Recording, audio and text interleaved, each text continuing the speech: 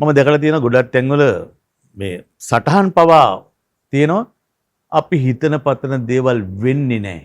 අපි හිතන්නේ නැති දේවලුයි වෙන්නේ කියලා. එහෙම හිතන්න බෑ. එහෙම අපිට කියන්න පුළුවන් වෙන්නේ Taman තුල පැහැදිලි විශ්වාසයක් නැත්තම්. Taman තුල පෙරෑරුම් විදිහට ගැඹුරින්ම තියෙන ඇදහිල්ලක් Taman තුල නැත්තම් ඒ කතාව කිව්වට කමක් නැහැ.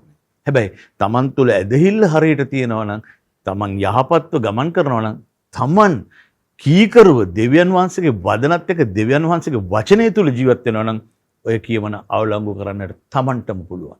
ඉතින් අපේ බලාපොරොත්තු අපේ අවශ්‍යතාවයන් අපිට වඩා හොඳට දන්නේ දෙවියන් වහන්සේ.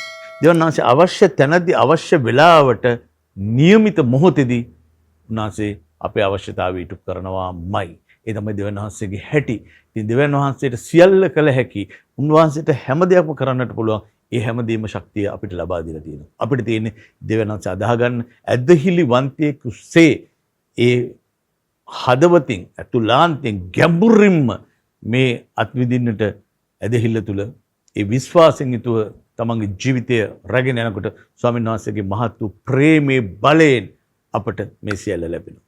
ස්වාමීන් වහන්සේගේ ආදරය දිනන දවසක්. ජේසුස් පිටයි.